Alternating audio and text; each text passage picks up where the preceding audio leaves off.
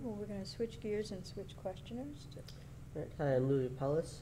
I'm a lifelong resident, not that saying much. I'm entering my senior year at Cleveland Heights High School, where I'm a fourth-generation student, and I'm the editor of the Black and Gold newspaper, the student newspaper there. I'm going to ask you some questions about the schools, believe it or not. It's hard to dispute the interdependence of our public schools and city, yet close and supportive relationships are not a given. What do you think is the city government's role relative to the Board of Education? Okay.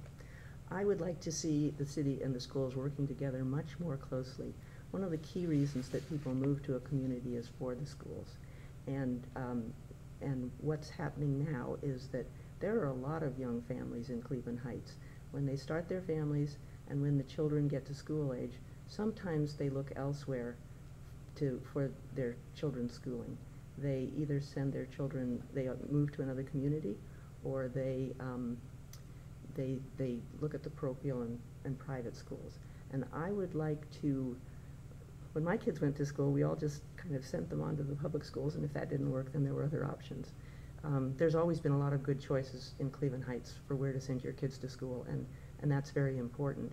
But I would like to do everything that we can from the city's perspective to encourage people to use the public schools. For one thing, you know, what's being tested now is socioeconomic status to a certain extent. And the more families that we're sending their children to the schools, I think the better the scores would be.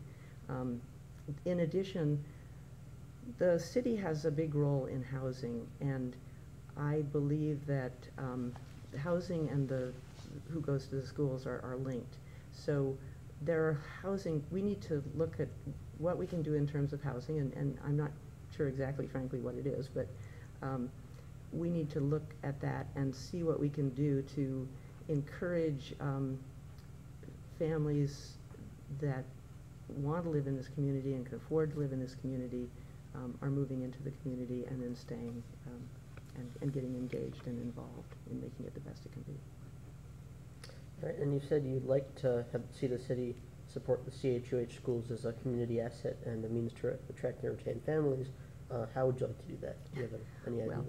I think we can market our schools better. I think people need to realize that the students that stay in the system for years and years, 3 years or longer, do very well. They are up to speed. That was one of the messages in the last levy that we had. And we at present have a pretty large transient population going to the schools. And it was interesting. I was talking about this with my sister-in-law, who's the mayor of my hometown, Davis, California, and they've had the same problem with migrant children in California.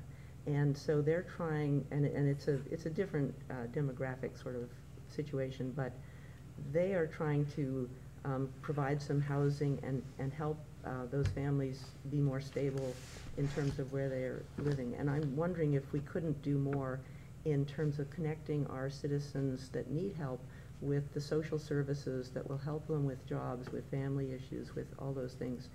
Is there a way that we can be better organized about how we help these families so that they can succeed and be a part of our community and contribute? So those are just a few thoughts I've had. Okay. Hi, Mary. I'm Carol Fallinger, and I live on Q Road. I've been here for 5 years. And I'm going to ask you a couple of questions about financial viability. Okay. As an intro, the fiscal viability of our city governments is critical to our success.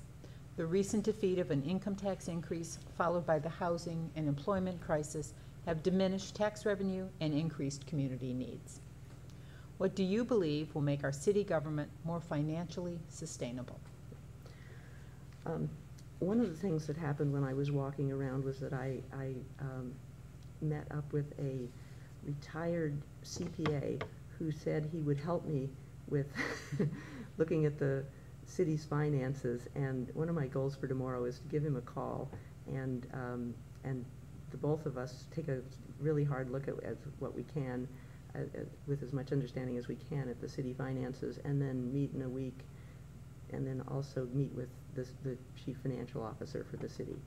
Mm-hmm. And I probably shouldn't say anything about my impressions at this point because I haven't put enough time into it. Just getting organized to run a campaign is a big problem.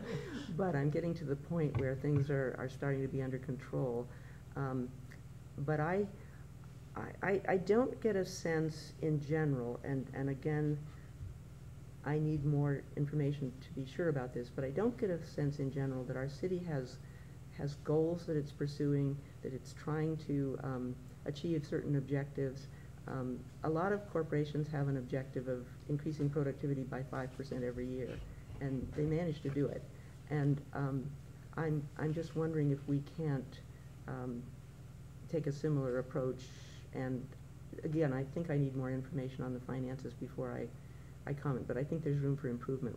I was the chairman of the board of a professional association, and when I was chairman of the board, we implemented reforms that were applied to public companies to our association, and these have been spreading throughout the nonprofit world, and also I think they should be in city government. Again, I don't know how much has been done here, but there should be an internal audit function, there should be controls.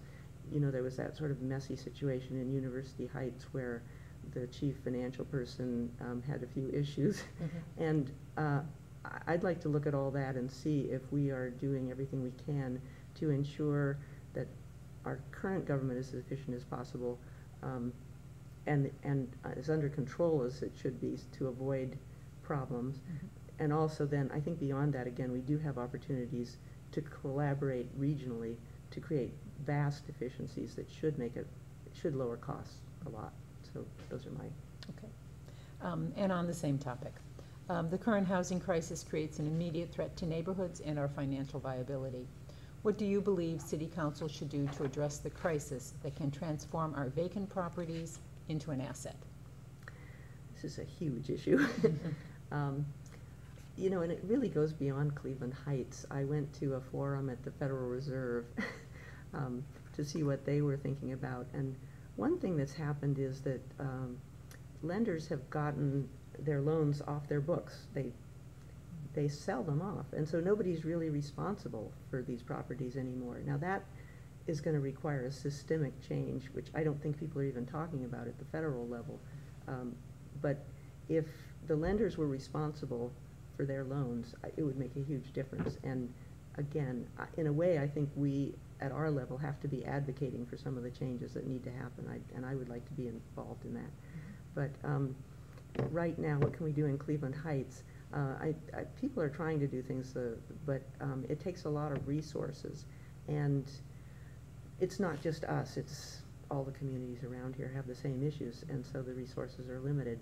I mean, I know the Heights Home Repair Center is interested in refurbishing homes. It may be that we have to tear down some, and it's a big problem. I know that they've been addressing this at the city level to a certain extent, and we need to be helping people as much as we can to stay in their homes, but they also need to be able to maintain them, keep them up, and so our inspections have to go on. And we need to, I think we need to have incentives for a lot of things that have to do with housing, and you may come back to this later on, but we have programs in the city to help the city remain integrated and to help homeowners, and I don't know that the programs are ever evaluated for effectiveness or measured, and that concerns me, at least. And maybe this is a communications issue again. Maybe it's happening and we don't know. There's a preferred provider preferred realtor program too, and I don't know to what extent that is ever evaluated, or is it working? Does it do any good? And if it doesn't, are there ways that we could recognize the realtors or landlords or lenders or whatever, and either give them incentives or give them recognition for doing the right thing. So I'd like to find positive ways that we can deal with this, and I don't have all the answers right now. I'm hoping the citizens will tell me as they educate me as I walk around, but I think the answers are out there and they're starting to come, but anyway. Good. Thank you.